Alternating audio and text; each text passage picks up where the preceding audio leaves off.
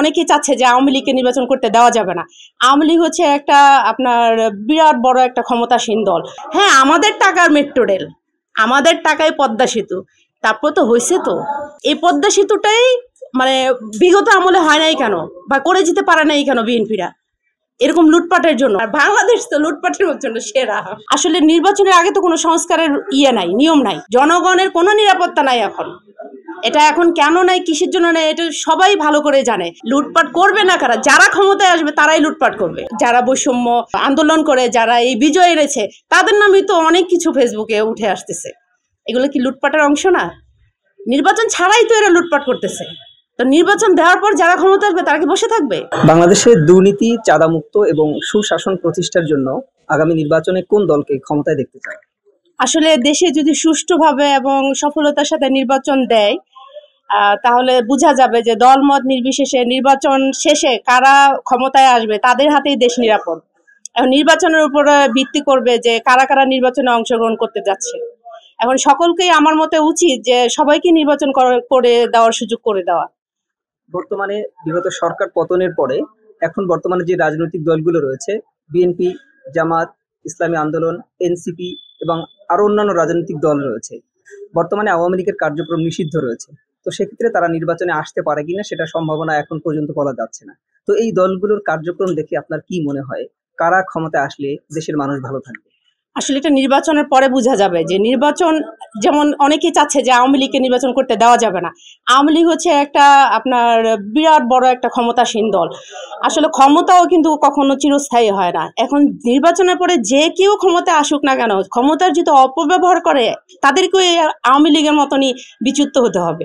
তো নির্বাচন করে দেওয়ার সুযোগ করে দিলে, সবাইকে যদি নির্বাচন করতে দেওয়া যায়, যে কোনো দল কি হোক, সেটা বিএনপি হোক, আওয়ামী লীগ হোক, জামাত ইসলাম হোক, তখন বোঝা যাবে যে জনগণ কাকে সমর্থন করছে। নির্বাচনের আগে তো বোঝা যাবে না জনগণ কাদেরকে সমর্থন করছে, কাকে চাচ্ছে, দেশ কাদের কাছে নিরাপদ। এটা নির্বাচনের পরেই বোঝা যাবে। এখন আমি একটা দেশের সাধারণ জনগণ হিসেবে আমি যেটা মনে করি যে সকলকেই নির্বাচনে অংশগ্রহণ করা উচিত।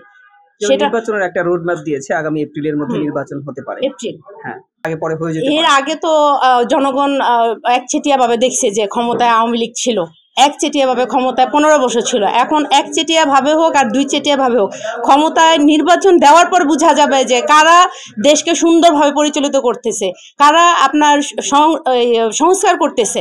আসলে নির্বাচনের আগে তো কোনো সংস্কারের নাই, নিয়ম নাই। নির্বাচন হওয়ার পরেই একজন সরকার দেশের নিরাপত্তা, দেশের অবকাঠামো যেগুলা ঘাটতি আছে ওগুলো সব পূরণ করবে জনগণকে নিয়ে। সেক্ষেত্রে নির্বাচন হওয়াটা, একজনকে আমরা নির্বাচিত করার আগে তাকে কিন্তু আমরা পর্যবেক্ষণ করি, তারপরেই তাকে নির্বাচন করি, তাই নির্বাচন করি। আওয়ামী লীগ মানে বিএনপি ক্ষমতায় ছিল প্রথমে, এখন আওয়ামী লীগ গেছে, এখন দোনোজনের ক্ষমতায় গেছে, সবাই পাখনা গজায় যায়। এখন মানে শেষ সময় একজন ইশারা দেওয়া দরকার আর কি। জামাত যারা আছে ওনাদেরকে, হ্যাঁ নতুন কাউকে, মানে জামাতের একবার দিয়ে দেখা যাক যে দেশের পরিস্থিতি কি হয়। সেটা জনগণ সমর্থন করবে, জামাতকে দেওয়া যায় কি? জনগণের তো দেওয়া হয়েছে, জনগণের মতামত বিএনপি ছিল, তারপরে দিতে পারে যে আওয়ামী লীগ আছে, এখন জামাত ইসলামে দিয়ে দেখা যাক আর কি। দেশের এখন আইন ব্যবস্থা নেই, শিক্ষা ব্যবস্থা নেই, সমাজ ব্যবস্থা নেই, যত অপরাধ, অপহরণ সংঘটিত হচ্ছে, কোনো নিরাপত্তা নাই, জনগণের কোনো নিরাপত্তা নাই এখন। এটা এখন কেন নাই, কিসের জন্য নাই, এটা সবাই ভালো করে জানে। দেশের মা বাবই নাই। সংস্কারের নামে যেই হচ্ছে, সন্ত্রাস হচ্ছে, যে তাণ্ডব লীলা হচ্ছে, এগুলো রুখে দাঁড়ানোর মতন কেউ নাই। সবাই নামে মাত্র চেয়ারে বসা, সবাই নামে মাত্র চেয়ারে বসা। আপনার আমার কারোরই নিরাপত্তা নেই। আজকে আমার হোক, আপনার হোক, পার্শ্ববর্তী কারো হোক, আমরা থানায় যেয়ে কোনো সুরাহা পাই না। কেন পাই না? ঊর্ধ্বতন যেখান থেকে ওইটাই তো নড়বড়ে। এটা হবে আপনার নির্বাচনের পরে। এখন যত দ্রুত নির্বাচন দেওয়া যায় তত দেশের মঙ্গল। এতে ভবিষ্যৎ প্রজন্ম যারা আছে তাদের জন্য ভালো। আমাদের তো দিন মনে করেন তৃতীয় প্রজন্ম কালে আমরা চলে আসি। আমাদের যে সন্তানরা আছে যারা সামনের দিকে এগিয়ে যাবে তাদের জন্য নির্বাচন একদম মানে প্রযোজ্য। এটাকে নিয়ে মানে সময় নষ্ট করা ঠিক না। আচ্ছা, আপনার কথা হচ্ছে মূলত এই অন্তর্বর্তী সময়কালীন সরকার বেশি দিন না থেকে দ্রুত নির্বাচন দিয়ে দেওয়াই ভালো। এতে মনে করেন সাধারণ থেকে শুরু করে একদম উচ্চ পর্যায়ে যারা আছেন দেশের জনগণ সবার জন্য ভালো।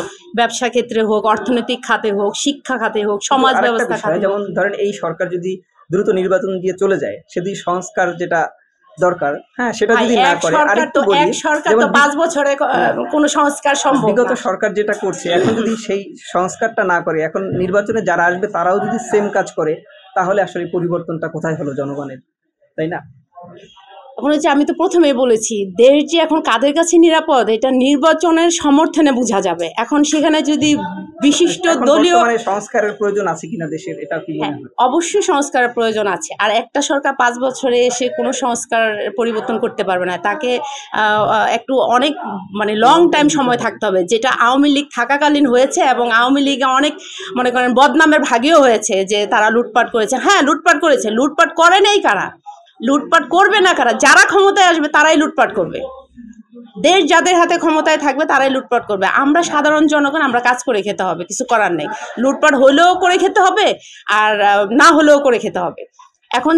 এখন যে নির্বাচন নাই, একটা সরকার নাই, অন্তর্বর্তীকালীন সরকার আছে, এখন কি লুটপাট হচ্ছে না? আপনি অনেক নিউজে দেখতে পারবেন যে আসিফ ইকবাল বা যারা বৈষম্য নেতা আন্দোলন করে যারা এই বিজয় এনেছে, তাদের নামে তো অনেক কিছু ফেসবুকে উঠে আসতেছে। এগুলো কি লুটপাটের অংশ না? নির্বাচন ছাড়াই তো এরা লুটপাট করতেছে। তো নির্বাচন দেওয়ার পর যারা ক্ষমতা আসবে তারা কি বসে থাকবে? কেউই বসে থাকবে না। সংস্কারের পাশাপাশি লুটপাটও হবে, এটাই দেশে নিয়ে। আর বাংলাদেশ তো লুটপাটের জন্য সেরা। সন্ত্রাস, লুটপাট, তারপর মনে করেন আন্দোলন, ক্ষমতায় যারা যায় তখনই তারা আসলে লুটপাট করে। হ্যাঁ, তখন তারাই লুটপাট করে। ধরেন একটা রাস্তাকে 5 বছর লাগে ঠিকঠাক করতে, মেরামত করতে, কিন্তু প্রতি বছরই দেখা যায় বর্ষার সিজনে আসলে রাস্তাঘাট খুঁড়িয়া খাইরা বা জনসাধারণ মানুষের দুর্ভোগ বাড়ায় দেয়। কেন হয় এটা? আন্তরিকতা, দেশের জন্য মায়া থাকতে হবে, দেশপ্রেমিক হতে হবে, টাকার প্রতি লোভ থাকতে হবে না। জীবনটা কয়দিনের, ক্ষণিকের। এই জীবনের যত সাধনা, যত সেবা, সব মানুষের জন্য করে যেতে হবে, যাতে মানুষ তাকে মনে রাখে তার অবর্তমানে। কিছু কিছু মানুষ দেখেন, আওয়ামী লীগ চলে গেছে, ঠিক আছে, আওয়ামী লীগ লুটপাট করেছে, সন্ত্রাস করেছে, সব কিছুই ঠিক আছে, কেউ যে ভালো দুধের দয়া তুলসী পাতা সেরকম কিছু না। তারপরে কিছু কিছু কাজ তো ভালো করে গেছে। হ্যাঁ, আমাদের টাকার মেট্রো রেল, আমাদের টাকায় পদ্মা সেতু, তারপর তো হয়েছে, তো আমরা তো ব্যবহার করতে পারতেছি।